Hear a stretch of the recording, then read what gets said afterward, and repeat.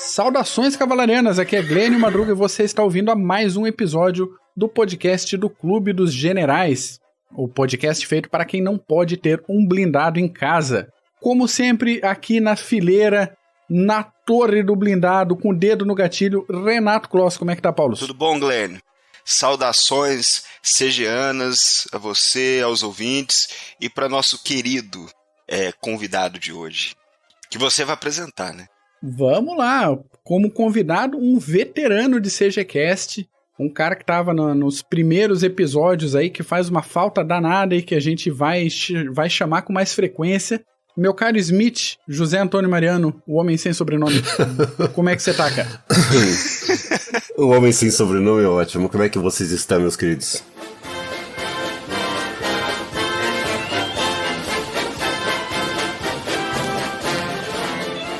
Prazer enorme voltar a falar com vocês. A gente começou com o CGCast lá atrás, depois o Smithão aqui teve que dar uma parada por conta de outras atividades laborais, mas cá estamos para voltar a falar sobre os nossos temas preferidos. Excelente, excelente. Um abraço grande pro meu grande amigo Kloss. E você, Mac, você é do coração, você sabe disso, né? Vamos nessa. Vamos lá. O prazer é nosso, né, Mac, de estar aqui mais uma vez escutando você, nosso querido Smith, mais uma vez, e para um tema tão nobre como esse de hoje. Sem dúvida nenhuma. Escutar ou ler o Smith, e isso eu tenho o privilégio de dizer que acontece no meu caso, a gente está em 2020, há 18 anos que eu acompanho essas letras, essas aulas que o Smith dá no Clube dos Generais. Aí, ó. E poder gravar, poder eternizar isso em áudio para as futuras gerações é um prazer enorme. Vocês são muito gentis. Imagina. O assunto de hoje é o seguinte: enquanto formos vivos, a Polônia não perecerá. Porra, o que é isso? É um livro que o nosso querido José Antônio Mariano escreveu. É um livro de fôlego que tem mais de 700 páginas e que aborda principalmente a trajetória da Polônia na Segunda Guerra Mundial. Principalmente, mas não só Exatamente. isso. Smith, meu caro, você é psicanalista, uma carreira estabelecida, tem um notável interesse no estudo da Segunda Guerra Mundial. Pergunto, existe algum ponto de contato nessas duas atividades, na atividade profissional de psicanalista e no interesse pela Segunda Guerra Mundial? Uma coisa influencia a outra em algum momento? Influencia sim. Talvez seja meio estranho para um psicanalista escrever um livro sobre guerra, e tão específico assim como sobre a Polônia, mas tem sim. No livro, eu procurei não ter a linguagem psicanalítica, embora algumas vezes eu tenha resvalado nela.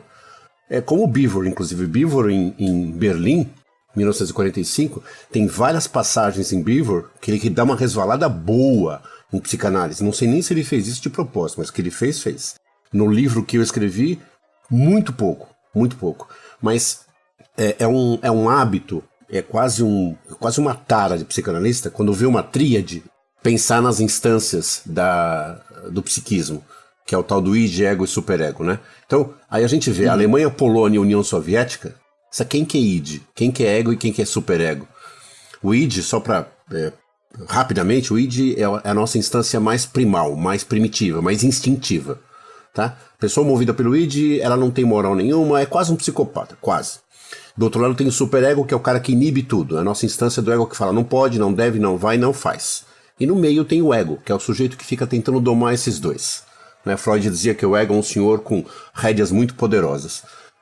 Aí eu fico pensando quem é quem nessa tríade, né, cara? Mas eu não pude entrar nesse jogo no livro, porque se eu entrasse ia sair outro livro e eu ia fugir do escopo que é falar da Polônia na Segunda Guerra. Então tem sim, sem dúvida nenhuma. E eu vou escrever ainda a respeito dessas instâncias do psiquismo, Polônia, Alemanha e União Soviética. Maravilha. Dentro das tuas atribuições diárias, dos interesses profissionais, das atividades no Clube dos Generais, como é que surgiu a ideia de escrever esse livro? Como é que surgiu isso na tua cabeça? Vou escrever um livro sobre a Polônia. A ideia não era nem escrever um livro, a ideia era escrever um artigo. Acho que vocês lembram, aquele que eu escrevi sobre o Goeben e o Breslau. Foi um artigo extenso, legal, bacana, gostei daquele artigo. E aí eu fui passar pro próximo, e o próximo era a Polônia. E aí você começa a coletar material, vai atrás, corre, e você vê que a história é abundante, né? Eu tentei cobrir o máximo o período máximo possível, como você mesmo disse, não é entre 39 e 45, mas é entre 39 e 89, porque a Segunda Guerra Mundial para a Polônia acabou em 1989, com 50 anos de combate. Você pode até entender que foram 8 anos, porque depois de 45 ela continuou combatendo a União Soviética com uma guerrilha.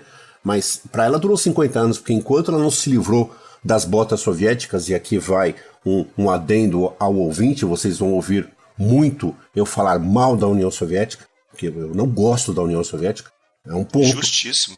Né? Não tem jeito. Então, ela se livrou, ela ficou de 50 anos. Então, quando eu comecei a escrever, que era para ser um artigo, o material começou a vir muito abundante, muito. Então, começou a criar volume, começou a criar extensão. Por exemplo, só o Levante de Varsóvia, eu ia passar pelo Levante de Varsóvia, eu só ia falar, o Levante de Varsóvia aconteceu em ponto. E a hora que eu vi, o Levante de Varsóvia tá com mais de 150 páginas. Isso aí. Só o Levante de Varsóvia é uma coisa absurda, é impressionante. O livro do Norman Davis, Levante 44, é um livro extenso também.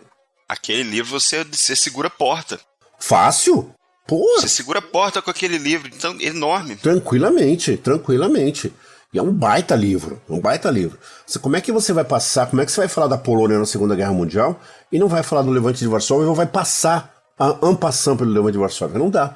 Aí eu comecei a pesquisar, as coisas começaram a vir, e o que sempre me atraiu nessa questão da Polônia é que a Polônia foi, junto com a Alemanha, o único país que combateu todos os dias da Segunda Guerra Mundial.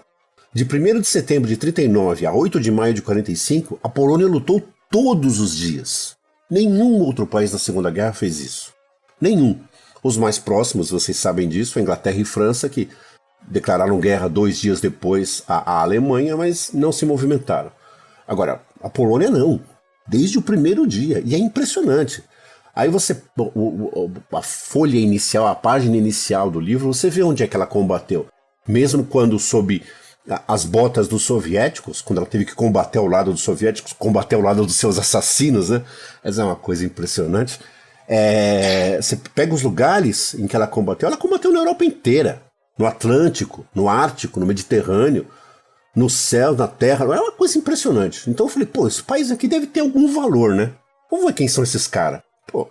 Saiu um livro dessa envergadura, se me permitem o termo. Sim.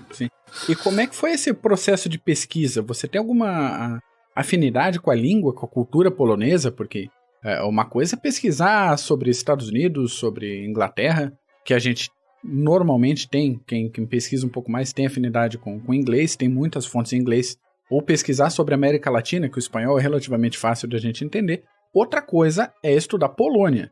Como é que foi esse processo de pesquisa? Difícil, muito difícil. Infelizmente, eu não tive acesso a fontes primárias. Eu não fui até Varsóvia, embora o desejo é enorme.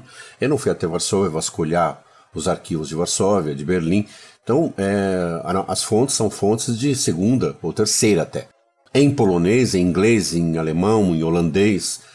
E aí o que você faz? Sobretudo em polonês, que é uma língua, para mim, dificílima. Você vai traduzir. E a hora que você traduz, você tem que ver se existe realmente coerência no que você está falando, se o conjunto da informação procede. Você vai ter que procurar a origem do autor, porque tanto lá como aqui, né? Aqui como lá, tem pessoas que são de esquerda, de direita. É impressionante, ainda tem pessoas de esquerda na Polônia. De esquerda, de direita, e tem uma visão diferente a respeito dos aspectos da guerra. Você pega, por exemplo, um sujeito chamado Witold Pilecki. Witold Pilecki foi um herói polonês, um dos heróis poloneses. O cara simplesmente era um soldado e depois ele entrou no AK, a Armia Krajowa, mas antes de entrar no Exército Nacional, que é o exército guerrilheiro que lutou contra os alemães, o cara simplesmente se voluntariou a entrar em Auschwitz para saber como é que era Auschwitz e relatar sobre Auschwitz. Foi voluntário. Caramba! O cara foi voluntário, né?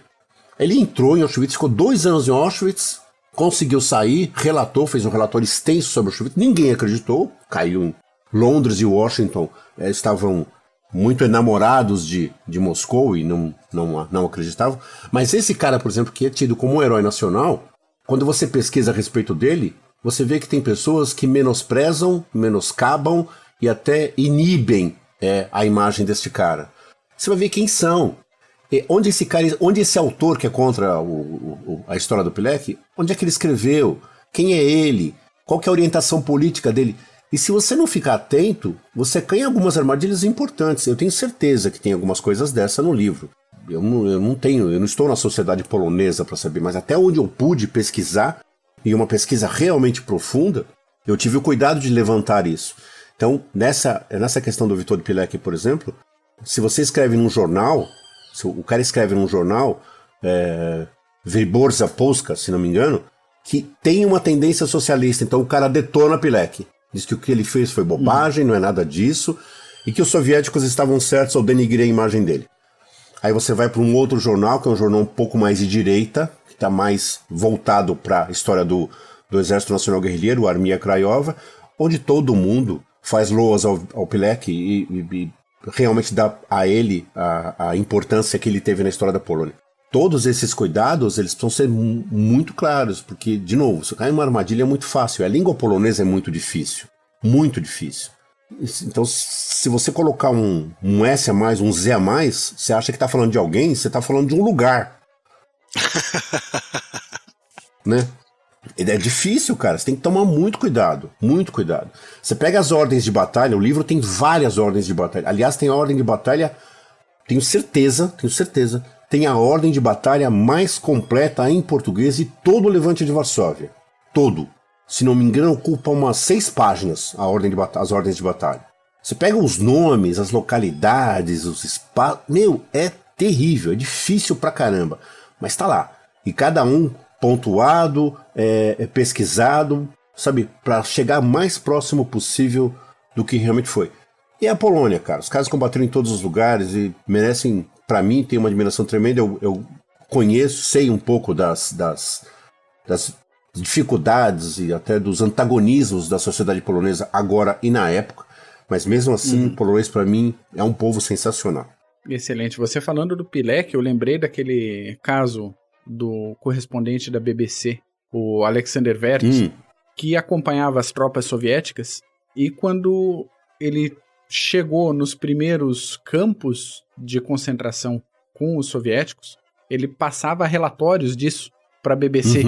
E a resposta da BBC foi o seguinte: olha, a gente acha que você está acreditando muito na propaganda soviética.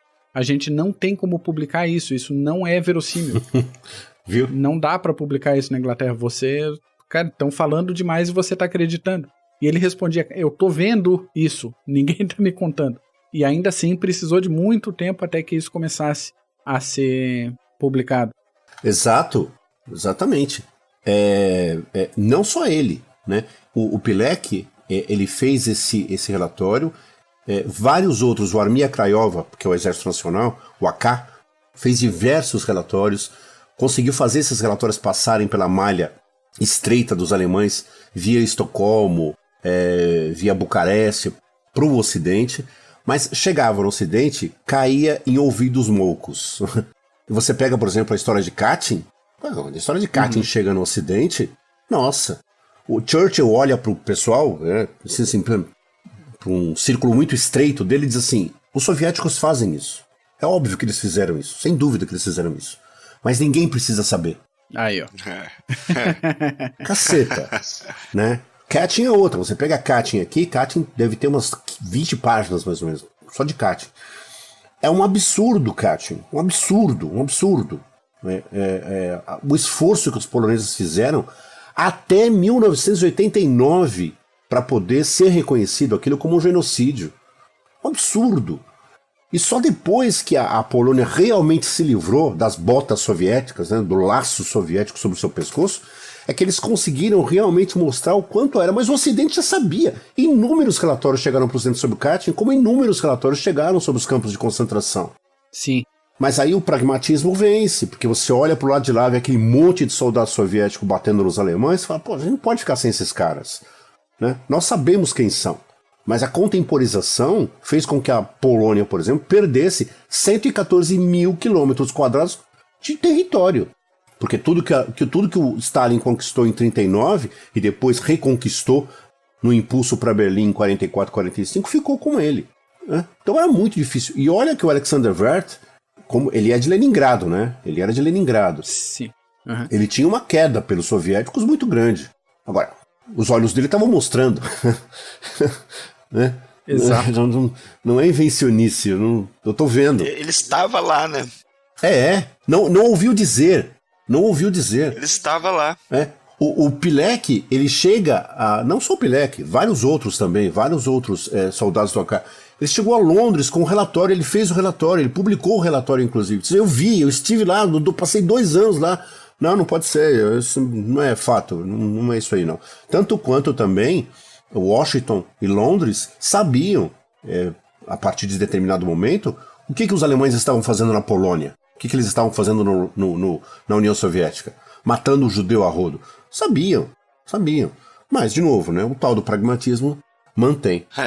Vou aproveitar um gancho que você deu agora, e que eu não sabia se eu ia perguntar agora, mas vou pegar isso aí.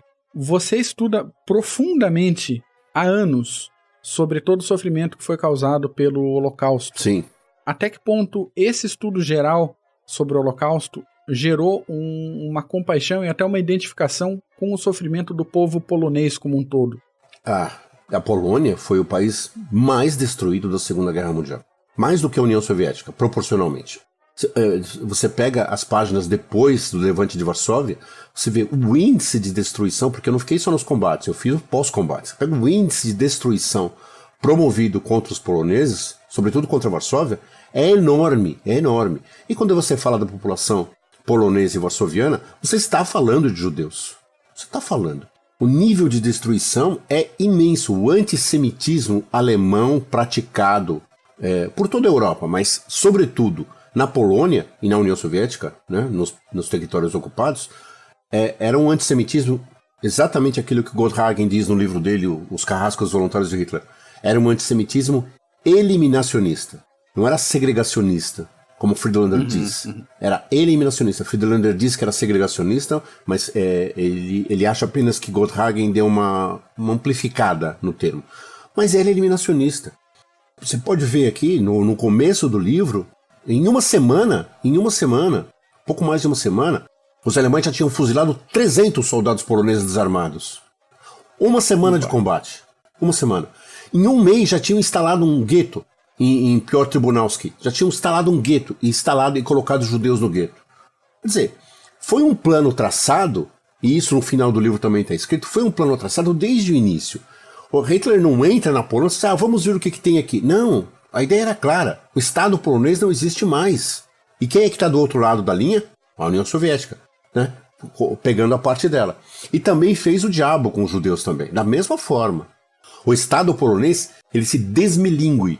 Lembra, eu acho que vocês se lembram de uma conversa, de uma discussão que eu tive com o Zhukov, nosso querido Igor Bov, no CG, recentemente, sobre o ser polonês sem Polônia. Acho que vocês lembram disso.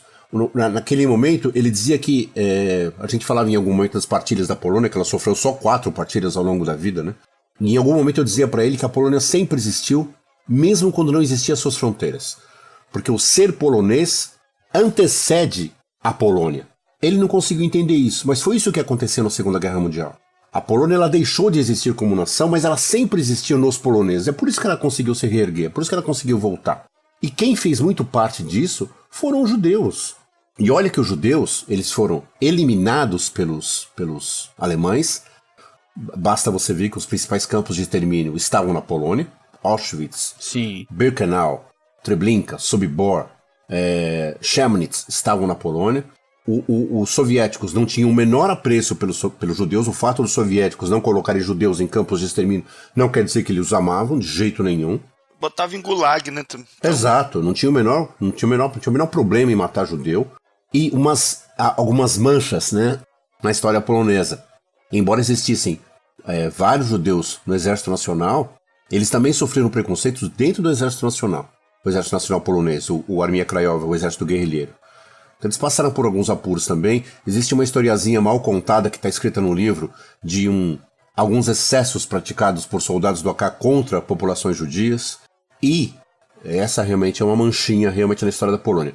No final, e está escrito no livro também, depois da guerra, quando os judeus, sobretudo os judeus remanescentes, voltam dos campos de extermínio e de concentração, eles encontram as suas propriedades ocupadas por poloneses que não querem devolver as propriedades.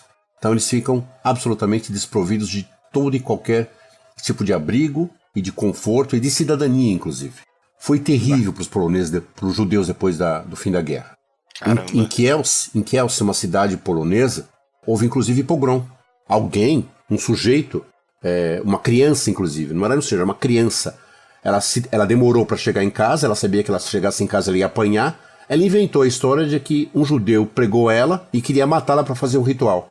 Ela conta essa história pro pai, o pai bebaço vai, conta na polícia, a polícia vai e insufla a população contra os judeus, alguns judeus são mortos, e você vê, depois da Segunda Guerra, os judeus ainda tiveram que lutar pela sua existência. Então existe um antissemitismo no final da guerra, um antissemitismo polonês, que aliás até hoje permeia um pouquinho a sociedade polonesa, embora os poloneses odeiem falar disto. Tem uma passagem no livro muito interessante também, que o ex-primeiro-ministro de Israel, Yitzhak Shamir, ele disse assim uma vez, numa entrevista para um jornalista, ele disse assim: os poloneses bebem o antissemitismo no leite de suas mães. Bom, pesado isso. E ele deu essa entrevista, ele falou, e o Shamir era uma ostra, o Shamir não falava. Então quando ele diz uma coisa dessa, tem uma repercussão tremenda, causa um mal-estar terrível entre as duas nações, mas o fato é que depois da Segunda Guerra teve muito caso de antissemitismo, muito, inclusive instituído pelo governo, porque depois da Segunda Guerra, com Gomulka, com Beirut e vários outros premiers impostos pelos soviéticos, a campanha antissemita foi tremenda, a tal ponto que uma juíza, a coronel Wolinska Brus, que era terrível, ela condenou, ela e vários outros condenaram vários patriotas poloneses à morte. Condenou. Ela era judia. Ela foi obrigada a sair da Polônia diante da perseguição antissemita. E ela encontrou abrigo onde? Pergunta se ela foi pra Moscou. Não, ela foi pra Londres, cara, não é burra, né?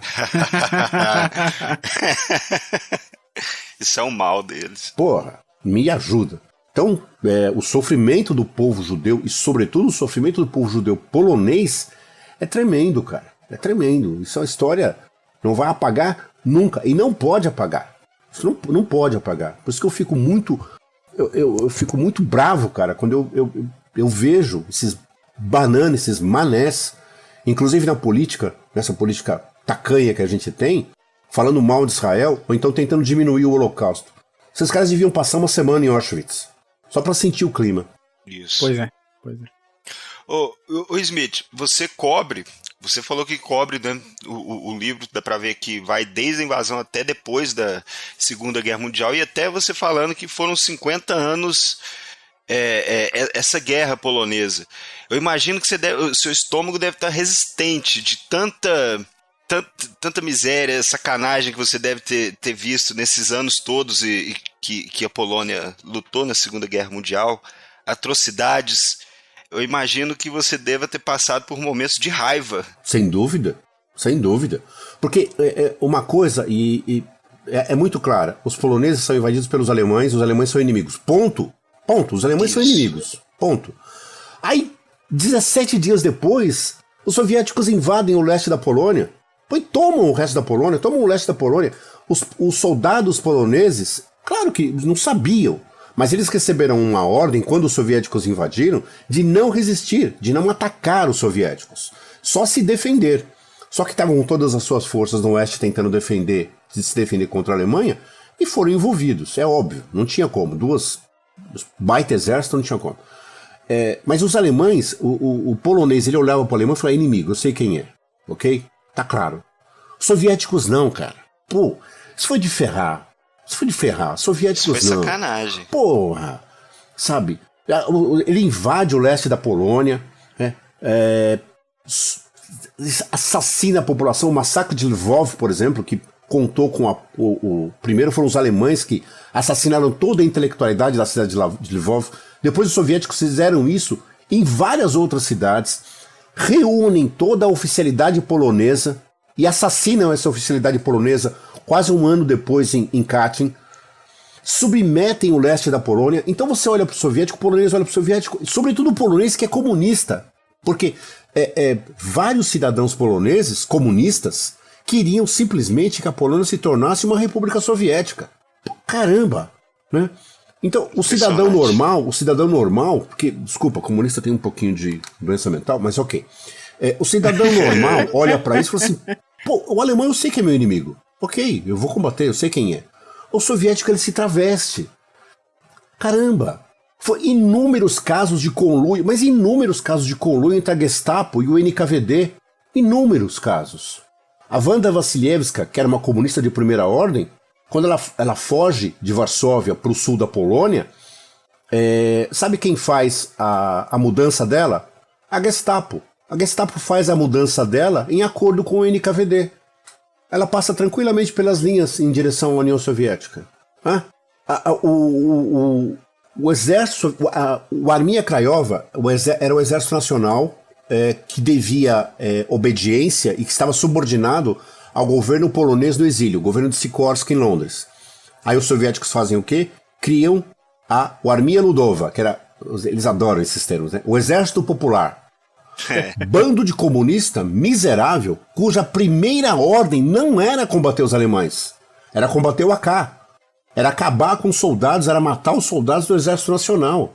E não era combater os alemães, eles combatiam os alemães en passant, assim, não tem o que fazer, eu vou matar alemão.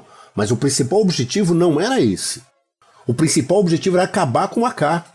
Durante o levante de Varsóvia, só uma coisa, durante o levante de Varsóvia, se o primeiro exército polonês de Berlim tivesse avançado, como Berlim tentou, tivesse avançado pelo Vístula e entrado na margem ocidental do Vístula, os alemães tinham sido derrotados. É óbvio. Mas aí o que o nosso amigo Stalin faz? Alto. Nós estamos aqui com muitos problemas. Vamos ficar só vendo os alemães massacrarem os poloneses. Era isso que eu ia falar, né? Que eles ficaram no Vístula, né? Não atravessaram, deixaram o Armia Krajova se ferrar. E quando fizeram isso, porque fizeram isso algumas vezes, quando fizeram isso, o exército soviético que precisava dar os meios materiais para fazer a travessia, não dava. Quer dizer, os soldados poloneses que tentaram chegar na margem ocidental, quase que tentavam chegar a nado. Porque os poloneses, os soviéticos, não davam equipamento de desembarque, não davam lanchas, não davam suporte de artilharia, não davam suporte aéreo, não permitiam suporte aéreo e nem que os ocidentais lançassem materiais para o AK, para ajudar o AK. Foi uma sacanagem. E quando Berlim conseguiu colocar alguns homens do outro lado do Vístula, na margem ocidental do Vístula, imediatamente foi sacado por Stalin. Stalin mandou ele embora, tirou ele do comando. E ele deu sorte, porque ele saiu do comando e foi treinar um exército no interior da União Soviética. Ele deu sorte, porque era para ele ser fuzilado, porque assim, por muito menos se fuzila general naquela época. Ele foi para lá. Aí eles colocaram, Stalin colocou um outro general, Poplavsky, que até tinha algumas competências militares, mas de qualquer forma o exército, o AK foi destruído, foi sacaneado. Um expediente, e aí a gente entra um pouquinho nessa questão da psicanálise, olha que coisa interessante, um expediente muito utilizado pelos soviéticos durante toda a guerra, era chegar no local, suas forças chegavam no local, onde o AK já estava mais ou menos instalado e combatendo os alemães, aí eles candidamente convidavam os líderes do AK para uma reunião para estabelecer metas de combate contra os alemães. Adivinha o que acontecia quando esses líderes do AK chegavam à reunião? Prendiam, né? Prendiam. Os filhos da puta. Desarmavam, prendiam e levavam pro Gulag ou fuzilavam. Fizeram isso que é uma coisa interessante, fizeram isso várias vezes. Não foi uma vez só. Aí eu ficava me perguntando aqui, caramba, que ninguém sabe que é armadilha? Isso aconteceu várias vezes. Várias. E aconteceu inclusive depois da guerra, quando por 2 vezes os soviéticos, né, não os poloneses, mas depois da guerra, eles instalaram a chamada anistia geral. Anistia geral, que era para fazer os soldados do AK que estavam camuflados, que estavam ainda resistindo, acreditarem na anistia e se entregarem. 45 mil fizeram isso. Quantos sobraram? Nossa. Meu pai. Nenhum.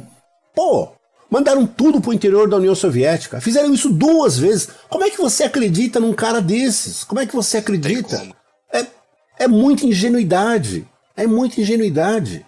É uma crença de que as coisas vão ser diferentes, sabe? E muito disso, isso também está no livro, muito disso se deve aos comunistas poloneses. Tem um livro da Teresa Toranska, que o título é muito interessante. O título é Eles, os stalinistas poloneses se explicam. E ela fala, inclusive entrevista Bieruto, que foi um primeiro-ministro.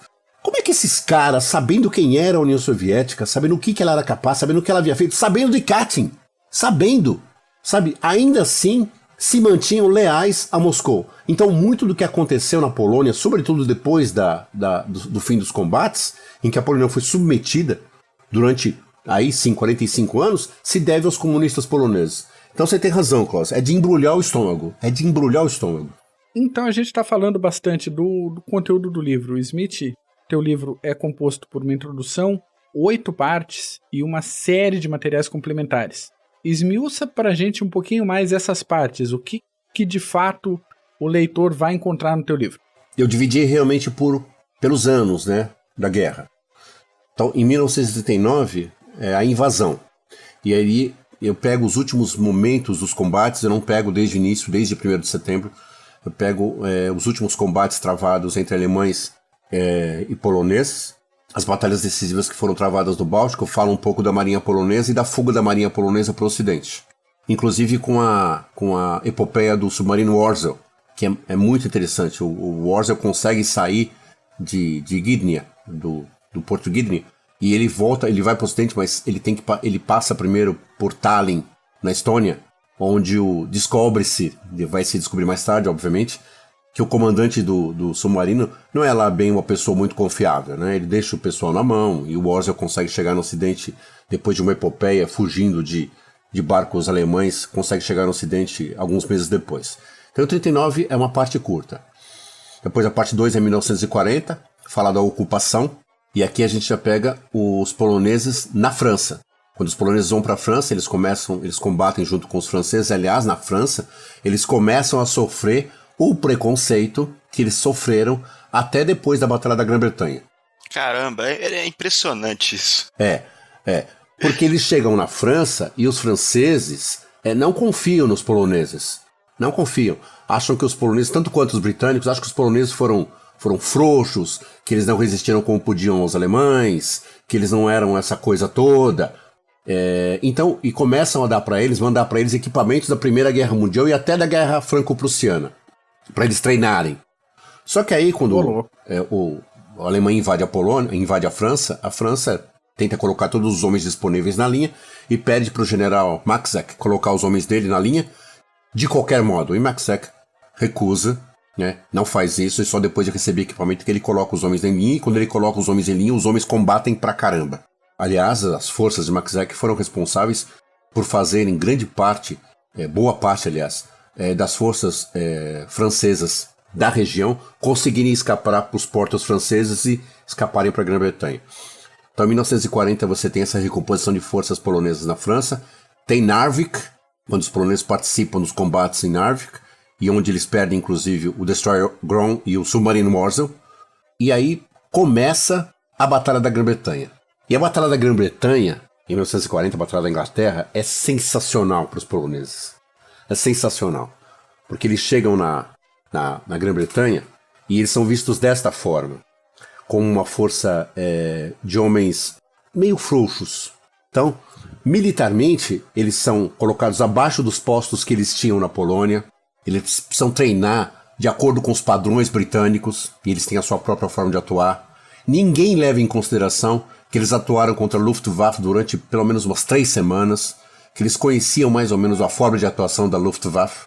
E os equipamentos não eram os mais adequados, mas quando eles começam a atuar, os britânicos dão graças a Deus que eles existem. Porque o que os poloneses fizeram na Batalha da Grã-Bretanha é sensacional. O 303º Esquadrão Kosciuszko, de caça, foi só o esquadrão que mais alemães abateu durante toda a campanha da Grã-Bretanha. Os caras eram impressionantes, eles tinham uma raiva muito grande dos alemães, mas eles conseguiam ser profissionais. E isso deixava os britânicos muito bravos, porque eles tinham uma acurácia, uma visão do campo de batalha aéreo melhor e maior do que os britânicos. Então, quando eles desciam e falavam que eles tinham abatido 3, 4, 5 caças, ninguém acreditava, até se confirmarem. Então, teve um coronel britânico que subiu com eles para ver se realmente eles eram como eles eram, e o coronel, quando desceu, ficou branco. Tava branco. Os caras fazem o que eles dizem que fazem. A sucessão de elogios para os poloneses ao longo, os aviadores poloneses ao longo da guerra, é sensacional. Os caras realmente foram incríveis.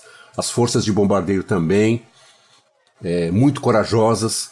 E, no aspecto civil, uma coisa que deixava os britânicos muito bravos é que os poloneses, eles eram muito galantes. Então, eles conquistavam a mulherada da região.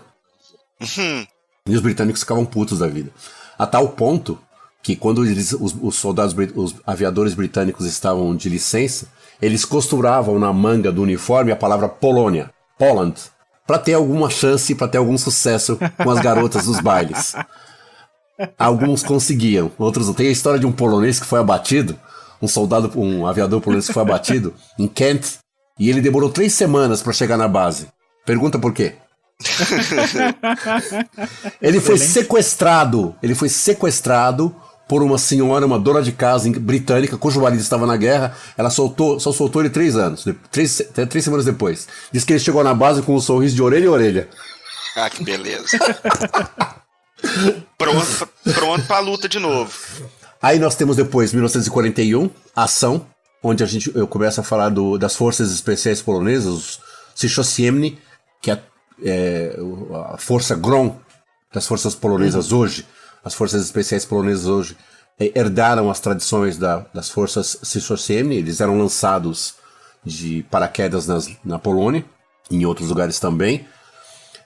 Fala do fim do Bismarck, quando o Destroyer Pioron ele participou da caçada ao Bismarck.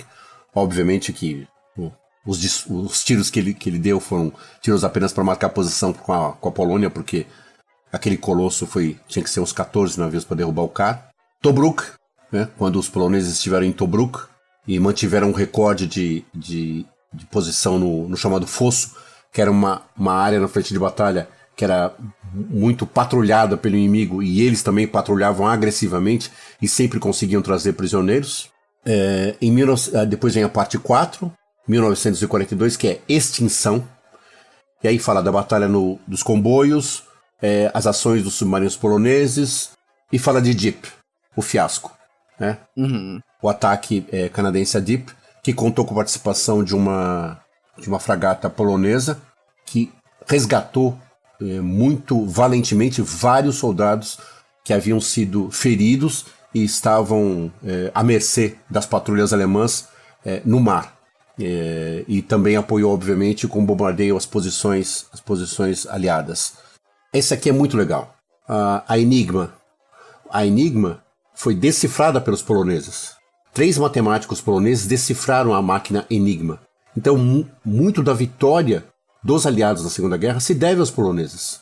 Sensacional, sensacional. O John Keegan, no livro Inteligência da Guerra, ele fala que a decifração de Enigma, sem o concurso de computadores, foi o maior exercício matemático da história. Sem dúvida. Os caras foram espetaculares, eles decifraram a máquina, colocaram os aliados na frente. Depois vem a parte 5, que é 1943, que chama-se Insurreição, e aqui entra Katyn. Nós já sabemos como é que tudo aconteceu. Tem boas páginas de Katyn. O levante do gueto de Varsóvia. Tem o levante de Varsóvia e o levante do gueto de Varsóvia. O levante do gueto de Varsóvia, que durou apenas uma semana e meia, e foi basicamente levado a cabo por forças judias. Então, aquela história de que os judeus se deixaram levar como cordeirinhos por abate não é exatamente verdadeira, tá? É claro que teve resistência, e o levante do gueto de Varsóvia comprova isso. Depois vem 1944, parte 6, que é traição. E aí vocês sabem por quê. Em traição tem algumas coisas interessantes também. Tem a fuga do Stalag Luft 3, Acho que todo mundo lembra do filme A Grande Fuga. Sim. Então, Clássico. foram 6 polonesas que participaram daquela fuga. Eu coloco o quadro de todos os participantes, todos que fugiram, e obviamente com destaque para os poloneses. E eles conseguiram, mas todos eles foram mortos. Depois tem Monte Cassino, quando o Anders captura a posição de Monte Cassino. Isso é uma batalha e tanto. Aqui entra uma coisa que é muito interessante também e que provoca muita controvérsia entre os poloneses, que é o general Okulik. Foi o segundo comandante do AK, depois que o general Borko-Morovsky foi derrotado em 44 no Levante. O general Okulik, ele assumiu o comando. E até hoje se discute se ele foi um patriota ou se ele foi um traidor. Porque parece que a história dele é meio obscura. Ele andou pelos porões do NKVD e dizem algumas fontes que ele andou colaborando com a União Soviética. Aí a gente já entra aqui depois a gente já começa a Normandia, quando os poloneses dão um apoio aéreo e naval ao desembarque. Ancona, que é um porto italiano que o segundo corpo polonês toma depois de Monte Cassino. Tem uma coisa muito interessante que é Vassieveku, que é uma cidade polonesa, uma região francesa, aliás, com foco de uma resistência polonesa anti-alemã. Os poloneses que conseguiram escapar, que conseguiram não se tornar prisioneiros em 1940, eles começaram a povoar algumas unidades guerrilheiras francesas. E os poloneses de Vassieveku lutaram contra os alemães e foram, obviamente, massacrados. Depois entra a Operação Tempest, que foi o Levante de Varsóvia, que ocupa inúmeras páginas. Esse aqui realmente é um trabalho de muito fôlego, porque foi muito difícil. Os combates se davam no nível de companhia e de pelotão, numa faixa muito estreita, a cidade de Varsóvia, o nome dos bairros, o nome das ruas, o nome dos comandantes dos pelotões, porque sempre que eu pude, sempre que eu tive acesso, eu designava o nome do comandante do pelotão, o nome do comandante da companhia, com a data de nascimento, a data de morte, a data ano, né? Só o ano. E foi muito difícil de conseguir isso, e foi muito difícil de entender a dinâmica disso. O Levante de Varsóvia ele é terrível, ele tem algumas fases, tem a fase inicial de uma semana e meia, que são os combates mais pesados, e depois é só resistência. E é aqui, Kloss, que entra uma das coisas mais terríveis do livro, que são os massacres de Wola e Ochota, 2 distritos da Polônia, os massacres promovidos pelas tropas de Kamiński e do general Dirlewanger, que era... Escória da escória, né? Escória é pouco. Dirlewanger era considerado pelos seus próprios homens como o homem mais horrível da SS. E as coisas que eles faziam não são humanas. Não são humanas. É indescritível. É indescritível. Qualquer palavra que você usar não descreve o que eles fizeram. E depois do fim dos combates, é aí que tá. A partir do fim dos combates, eu falo sobre os soldados estrangeiros que lutaram pelo AK. Teve soldado britânico, teve soldado tcheco, teve soldado iugoslavo que lutaram pelo AK e pelos alemães, os húngaros, se bem que os húngaros não gostavam muito dos alemães, eles de vez em quando davam uma ajudada com os poloneses. Aí eu falo da destruição planejada de Varsóvia, destruição planejada. Depois do fim dos combates, a ordem é arrasem Varsóvia. Então, os prédios que não foram destruídos pelos combates foram dinamitados. Prédios que claramente podiam ser recuperados foram dinamitados, foram colocados abaixo, porque desde 1936 já estava prevista a destruição de Varsóvia. Isso não foi algo no afã dos combates, não foi uma ação premeditada de vingança, foi só uma ação premeditada. O plano Pabst faz isso muito claramente. Deixa isso muito claro. Varsóvia era para ser apenas uma estação de trânsito entre as forças do Ocidente e as forças do Leste para a Alemanha. E depois do fim da guerra, talvez fosse um lago, como Hitler imaginou para Moscou. Depois a gente fala do destino dos alemães e poloneses, o que aconteceu com os generais poloneses e os generais alemães, se eles foram a julgamentos, como é que eles ficaram, e vários deles foram livrados. Vários generais alemães morreram confortavelmente nas suas casas, inclusive com pensão, e declarando muito claramente que assim, durante o Levante de Varsóvia eu matei pra caramba. Isso é claro, eles não escondiam de ninguém. As armas que os com as quais os poloneses contavam, inclusive com a tentativa de ajuda dos ocidentais, não deixada pelos soviéticos. Os soviéticos não deixavam. Se os soviéticos tivessem deixado, era só os ocidentais despejarem as armas em Varsóvia e seguirem para a União Soviética. Stalin fechou os portões, não deixava nenhum avião chegar. Então, o circuito para entregar as armas para o AK era muito restrito, era muito difícil, eles receberam muito pouco, e quando receberam, as armas caíam em áreas dominadas pelos alemães. A repercussão disso, repercussão dos combates em Londres, Washington e Moscou. Depois tem um debate muito interessante entre intelectuais poloneses e historiadores poloneses sobre a validade do levante de Varsóvia. Se era caso ou não de fazer o levante, porque foi uma carnificina. Aí a gente volta um pouquinho para a Normandia, fala sobre as operações da 1ª Divisão Polonesa blindada em Falaise, no Monte Ormel, que foi uma operação que cercou um bom conjunto de tropas alemães no Bolsão de Falaise. A gente volta um pouquinho depois para a União Soviética, para a Força Polonesa Aérea Soviética, e mais adiante para Market Garden, a Operação Market Garden, e a participação dos poloneses em Market Garden. A participação dos poloneses em Market Garden foi tremenda. Eles foram jogados num fogo tremendo, foram jogados num fogo horrível. Os planos que Sosabowski havia feito para lançar seus homens tiveram que ser refeitos em menos de 4 horas, porque o conjunto das ações se desenvolveram de tal forma que não permitiam o lançamento das tropas. As tropas foram lançadas num caldeirão fervente terrível, as perdas foram enormes, e depois disso, os britânicos, sobretudo Churchill e Montgomery e Frederick, quiseram colocar a conta do fracasso de Market Garden na folha de serviços do Sosabowski. Aí é sacanagem mesmo. A 1ª Brigada polonesa paraquedista foi responsável pelo fracasso do 1º Corpo Aeroterrestre Interaliado na Operação Market Garden. Me ajuda aí, né? Não dá. Isso é uma perseguição que beira o ridículo. Sosabowski se defendendo, né? Porque a hora que ele percebeu que ele ia ser lançado, as tropas iam ser lançadas num caldeirão fervente, ele exigiu do general Quat, comandante da 1ª Divisão Paraquedista Inglesa, ele exigiu uma ordem por escrito, porque ele não concordava. Ele sabia que ia dar merda, e deu.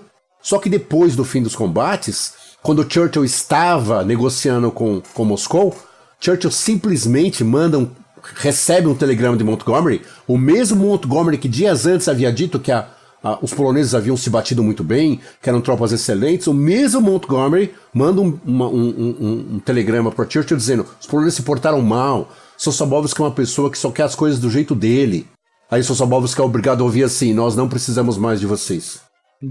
Isso aí. Porque precisava de um acordo com a União Soviética. Sosabowski, tanto quanto Maxak, depois da guerra, passa necessidade. Sosabowski foi pai dos paraquedistas poloneses, e depois da guerra ele foi trabalhar como operário numa empresa de televisores. E Maxak, comandante da 1ª Divisão Blindada, a mesma coisa. Não conseguia pensão, ninguém ligava, e ele foi obrigado a ser barman num hotel em Edimburgo. Nossa. E Maxak só conseguiu se livrar da penúria extrema porque o governo holandês e a prefeitura da cidade de Breda, que as tropas dele libertaram, conseguiram dar uma pensão para ele, sem o governo britânico saber. Conseguiram dar uma pensão para ele, e mais, fizeram um levantamento de fundos através de uma rádio nacional holandesa para conseguir tratamento para a filha dele, que sofria de uma doença rara na Espanha. Olha Só isso. só depois disso é que ele foi visto como um general realmente de valor, embora os soldados de fato considerassem Maxak um dos melhores generais de blindados da Segunda Guerra. A parte 7 fala de liberação, e é liberação. E, inclusive tem uma interrogação, porque é 1945. Então fala do fim dos combates, fala do general Feodorf, que foi um dos patriotas poloneses também assassinado pelos russos, levado a julgamento, sentenciado, tido como colaborador dos nazistas, e Feodorf foi um dos principais generais do AK. Uma vergonha.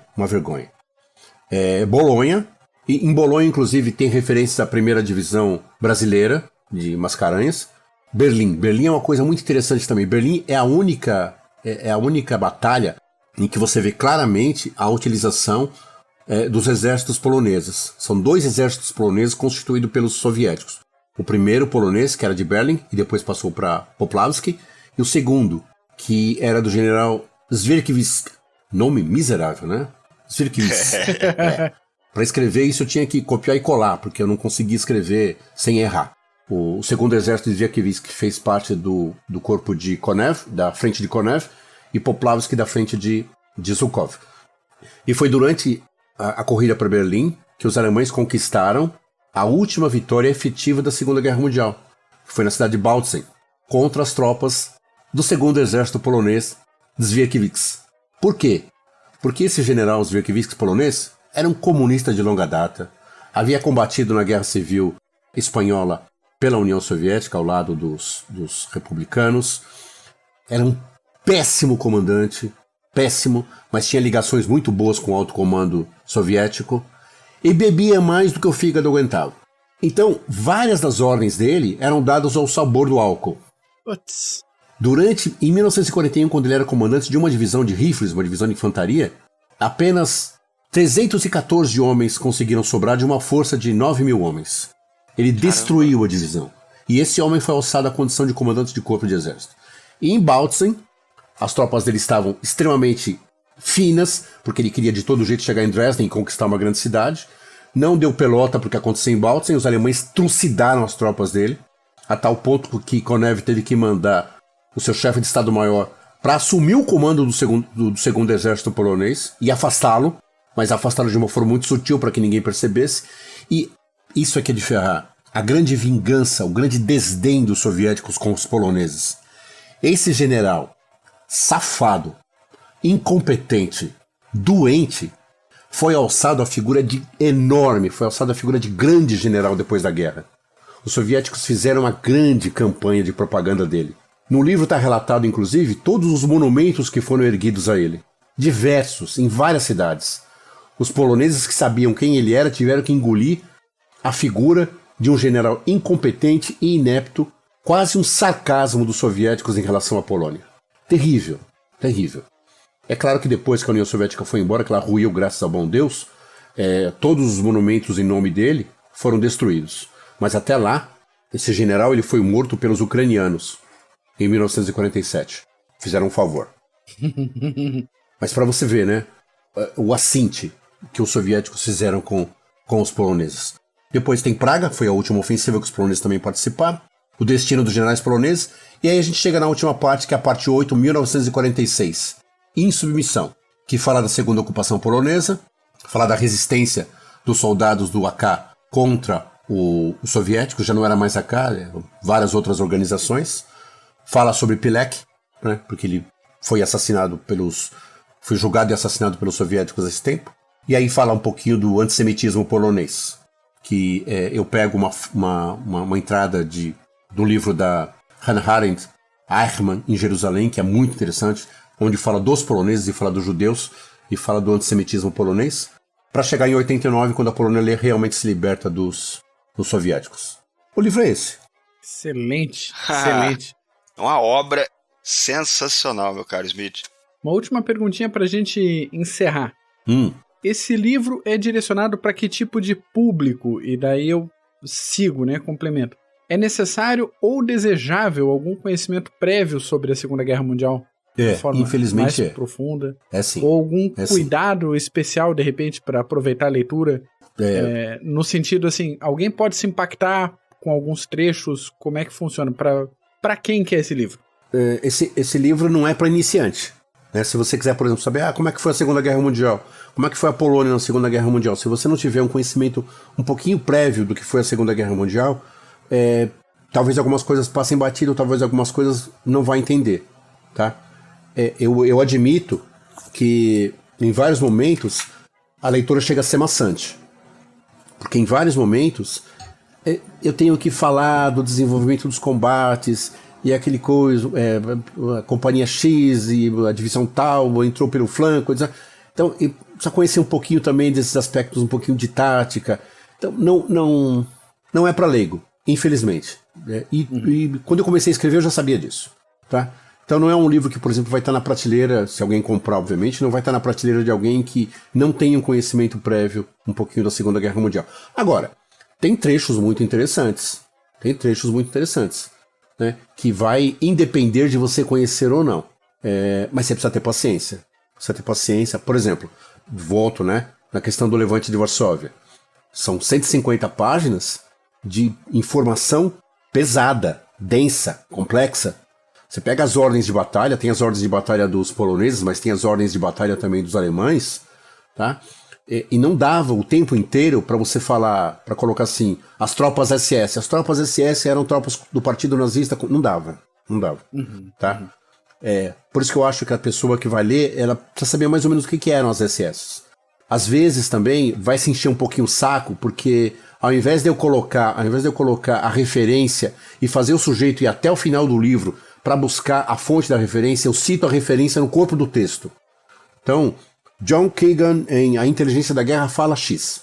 Já é rápido, sabe, já resolve, já, pra mim, eu gostaria que fosse assim em outros livros, eu achei que dessa forma pudesse mais ajudar do que fazer o cara perder o ritmo do texto.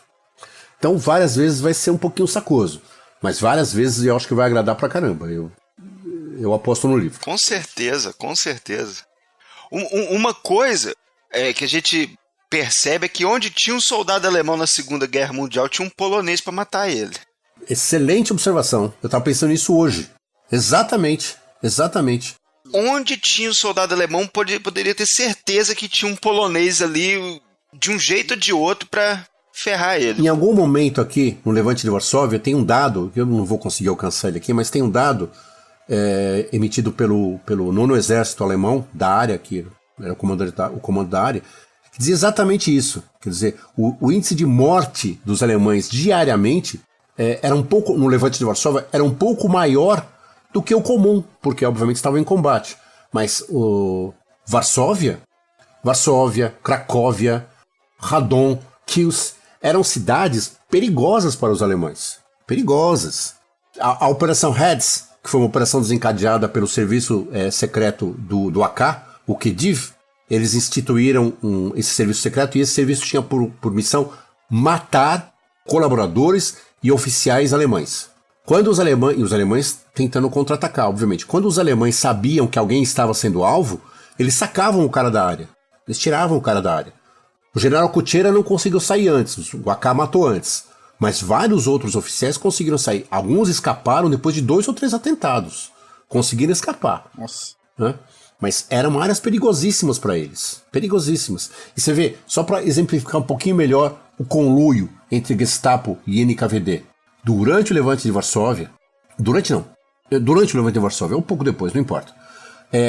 Quando os soviéticos ocupavam uma cidade, eles iam diretamente na sede da Gestapo. Obviamente que os soldados da Gestapo não estavam lá. O que eles iam buscar na sede da Gestapo? Os nomes e as relações de todos os oficiais ou pessoas envolvidas com a AK. E o que eles faziam com essas listas? Buscavam as pessoas em seus lugares. E mandavam para a União Soviética, e matavam, e fuzilavam, e degradavam. Não é à toa que os poloneses hoje têm ojeriza à Rússia. Ojeriza. Sim. É proibido lá, é proibido o comunismo lá, é como lei, essa proibição. Cara, uma coisa é você olhar pro soldado alemão e falar, é meu inimigo, eu sei quem é. Outra coisa é você olhar pro soviético e falar, esse cara vai me enfiar a faca nas costas? Vai. E foi o que eles fizeram durante toda a guerra. Mas os poloneses, a muito custo, entenderam e perceberam isso. E quando perceberam, já era tarde, porque estavam sob domínio soviético. O livro eu tenho que admitir, ele é denso, ele é pesado. Você vê as descrições das batalhas de Monte Cassino, de Falaise, de Berlim, são muito esmiuçadas e é fácil você perder o ritmo. Se você não ficar concentrado, é fácil perder. Mas para quem gosta, por exemplo, eu compraria um livro desse. Isso que eu ia falar. Para quem gosta, eu gosto sim, desse jeitinho aí, ó. É isso, amigos. Maravilha. Bom, ficou bem claro que não é um romance histórico, é um livro mais técnico sobre a guerra, um livro de história militar de verdade. Então, se você que está ouvindo esse podcast agora com a gente tiver alguma pergunta para fazer para o Smith, para o nosso caro José Antônio Mariano, por favor, mande para a gente por e-mail, contato@clubedosgenerais.org. manda pelo YouTube, se você estiver no YouTube, manda mensagem de áudio, se for o caso, manda, sei lá, Facebook, dá um jeito. Instagram, manda por aí, a gente vai passar todas essas mensagens pro Smith, ele vai responder e a gente vai dar um retorno. E aí, dependendo do volume de mensagens, a gente vê se dá um retorno por escrito ou se a gente faz uma parte 2 do podcast com essas respostas, alongando um pouco mais as respostas, fazendo um complemento aí a esse episódio. E, por favor, opiniões, perguntas gerais, perguntas específicas, mandem pra gente que a gente dá andamento nisso aí. Lembrando sempre, tá, gente, que o livro tá na Amazon em formato físico e em e-book, tá? Se você clicar lá no Google, Enquanto Formos Vivos, as três primeiras entradas são do livro. O livro tá com o site e tá com o Facebook. A Polônia nos Campos de Batalha da Segunda Guerra. Então, você acessa facilmente. Lá tem os links, inclusive, para adquirir o livro, se você tiver coragem. Isso aí. E todos esses links citados, tanto para compra, quanto para o acesso à página do Facebook, a página na internet do livro e afins, todos esses links estão na descrição deste episódio. Então, só dá uma rolada para baixo aí no texto do episódio, você vai ter acesso rápido, fácil, prático a todo esse material excelente que está sendo lançado agora em janeiro de 2020. Smith, muito obrigado pela participação. Prazerzaço receber você aqui de novo e vamos fazer mais disso aí. Hein? Vamos sim. Vamos sim. Eu é que agradeço, vocês foram sensacionais, obrigado pela ajuda, né?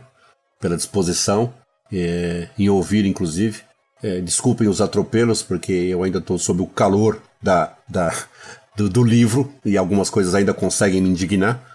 Mas é isso, vamos ver como é que as coisas se desenvolvem e vamos partir para um próximo projeto que eu não sei qual que é ainda. Excelente. Boa. Paulos, valeu, muito obrigado. Muito obrigado, querido Mac. Obrigado, Smith. Que sensacional. O prazer é nosso de estar aqui te escutando. Você falar dessa obra tão sensacional sua e que vai ser um sucesso, com certeza. Tomara. Vai ser.